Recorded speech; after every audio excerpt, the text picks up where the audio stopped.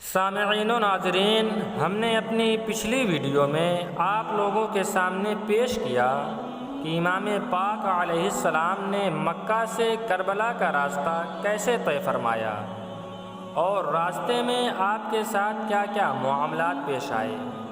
آج کی اس ویڈیو میں ہم آپ کو بتائیں گے کہ کربلا میں جنگ ہونے سے پہلے کیا کیا باتیں ہوئیں اور حضرت حر کس طرح یزید کا لشکر چھوڑ کر امام حسین علیہ السلام کے قافلہ میں تشریف لے آئے۔ تو چلیے شروع کرتے ہیں۔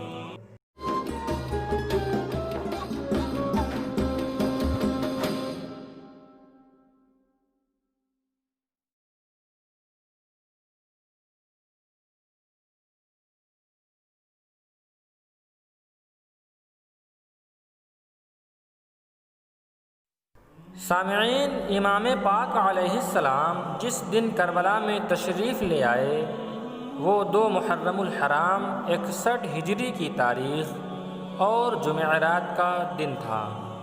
جب آپ کے کربلا میں قیام کی خبر عمرو ابن سعد کو ملی جو کہ قادسیہ میں پوری فوج کے ساتھ تھا، تو وہ بھی اگلے دن پوری فوج کے ساتھ کربلا میں آ گیا اور اس نے بھی اسی میدان میں خیمے نصب کر لیے۔ پھر عمرو ابن سعد نے امام پاک علیہ السلام سے آ کر کہا کہ اے حسین ابن علی، بے شک آپ یزید کے مقابلے میں خلافت کے زیادہ حقدار ہیں، لیکن خدائے تعالیٰ کو یہ منظور نہیں کہ آپ کے خاندان میں حکومت و خلافت واپس آئے۔ حضرت علی اور حضرت امام حسن کے حالات آپ کے سامنے گزر چکے ہیں۔ اسی طرح کی اور بھی بہت ساری باتیں کہیں اور امام پاک سے کہا کہ آپ بیعت کر لیں ورنہ آپ کی جان کو خطرہ ہے۔ امام حسین علیہ السلام نے فرمایا، میں اس وقت 3 باتیں پیش کرتا ہوں، تم ان میں سے جسے چاہو میرے لیے منظور کر لو۔ اول تو یہ کہ مجھے مکہ واپس جانے دو اور عبادت الہی میں مصروف رہنے دو۔ دوسری یہ کہ مجھے سرحد کی طرف نکل جانے دو کہ وہاں کفار کے ساتھ لڑتا ہوا شہید ہو جاؤں۔ تیسری یہ کہ تم میرے راستے سے ہٹ جاؤ اور مجھے دمشق جانے دو، وہاں میں سیدھے یزید سے ملاقات کر کے معاملات حل کرنے کی کوشش کرتا ہوں۔ عمرو ابن سعد نے یہ سن کر پوری بات عبید اللہ ابن زیاد کو لکھ بھیجی اور فیصلے کا انتظار کرنے لگا۔ جب خط ابن زیاد کے پاس پہنچا تو اس وقت شمر بھی اس کے پاس موجود تھا، اور شمر نے ابن زیاد سے کہا کہ اگر حسین علیہ السلام سیدھے یزید کے پاس چلے گئے تو ابن زیاد تمہاری قدر و منزلت کم ہو جائے گی، لہذا یہ شرطیں ہرگز نہ مانو۔ اور ابن زیاد نے ایسا ہی کیا۔ امام پاک کی 3 شرطوں میں سے ایک بھی شرط نہ مانی اور کہا کہ آپ کے پاس صرف 2 ہی راستے ہیں، یا تو میرے ہاتھ پر یزید کی نام کی بیعت کر لو یا جنگ کے لیے تیار ہو جاؤ۔ یہ سن کر امام پاک علیہ السلام نے جواب دیا کہ میں مر جانا بہتر سمجھتا ہوں، مگر ابن زیاد کے ہاتھوں پر یزید کی بیعت نہیں کر سکتا۔ اور اسی بحث میں قریب 1 ہفتہ خط و کتابت کے ذریعے بات ہوتی رہی۔ پھر ابن زیاد کو یہ خطرہ محسوس ہوا کہ کہیں عمرو ابن سعد امام پاک علیہ السلام سے صلح نہ کر لیں اور ہمارے خلاف سازش نہ کرنے لگ جائیں، لہذا اس نے ایک خط عمرو ابن سعد کو لکھا کہ اے ابن سعد، میں نے تمہیں امام پاک علیہ السلام کی گرفتاری پر مامور کیا ہے، انہیں گرفتار کرو ورنہ میرا قاصد تمہیں گرفتار کرے گا اور تمہاری جگہ میں کسی اور کو مامور کر دوں گا۔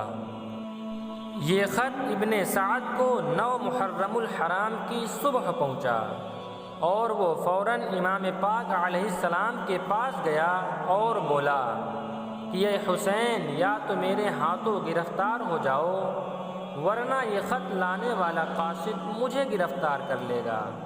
یہ سن کر امام پاک علیہ السلام نے ابن سعد سے 1 دن کا وقت مانگا ابن سعد اور کوفہ سے آنے والا قاصد دونوں اس بات پر رضامند ہو گئے اور امام پاک علیہ السلام کو ایک دن کا وقت دے دیا۔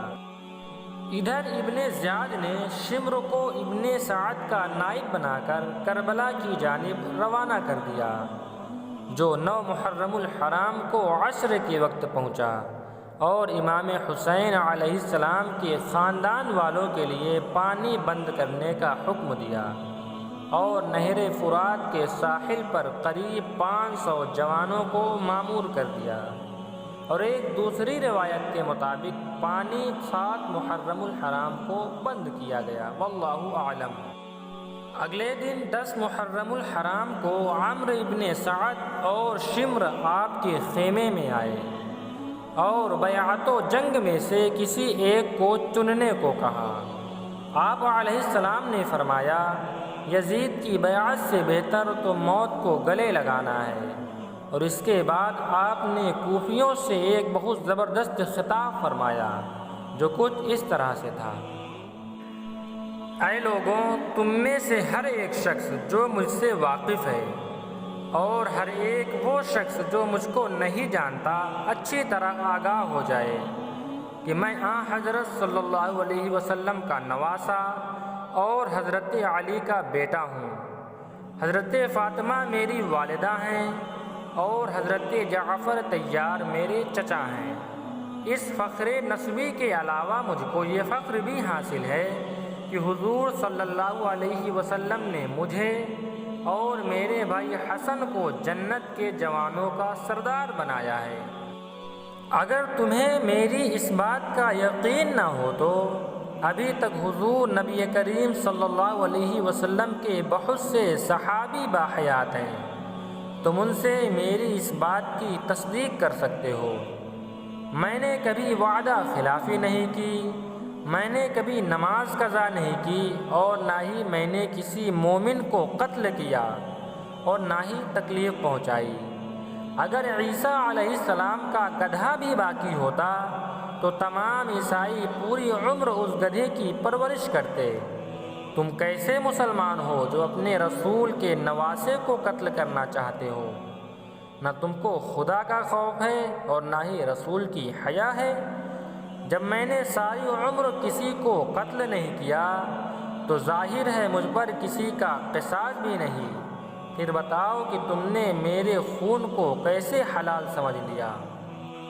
میں دنیا کے جھگڑوں کو چھوڑ کر حضور کے قدموں میں مدینہ میں تھا، تم نے وہاں بھی مجھ کو نہ رہنے دیا۔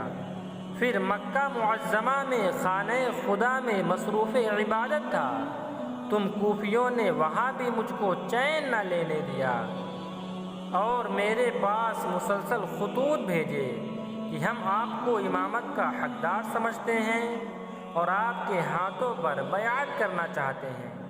جب تمہارے بلانے پر میں یہاں آیا تو اب تم نے مجھ سے منہ پھیر لیا۔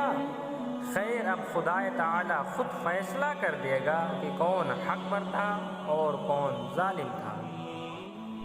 اس تقریر کا بھی کوفیوں پر کوئی اثر نہ پڑا، ہاں مگر حضرت حر کے دل پر اس خطاب نے بڑا اثر ڈالا اور وہ یزید کا لشکر چھوڑ کر امام حسین کے خیمے میں تشریف لے آئے اور امام پاک سے اپنی غلطیوں کا اعتراف کیا اور آپ سے مغفرت کی دعا کی گزارش کی۔ امام حسین حضرت حر سے بہت خوش ہوئے۔ اس کے بعد حضرت حر نے امام پاک سے پہلی گزارش کیا کی اور امام حسین نے ان سے کیا فرمایا اور پھر آگے کیا ہوا، یہ سارے معاملات کو جاننے کے لیے جڑے رہیں حنفی مشن یوٹیوب چینل کے ساتھ۔